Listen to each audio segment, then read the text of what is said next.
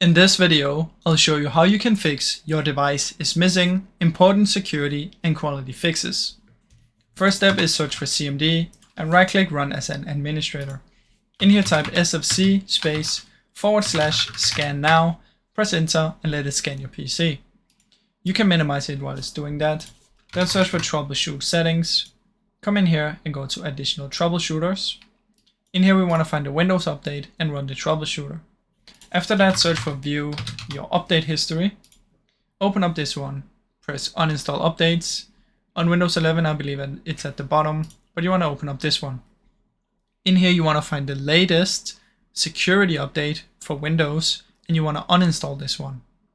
After that, restart your PC once this one is done as well. And then what you want to do is you want to check if you can have the Windows update, and then it will just install the security update back, which is gonna fix it. So I really hope this video helped you.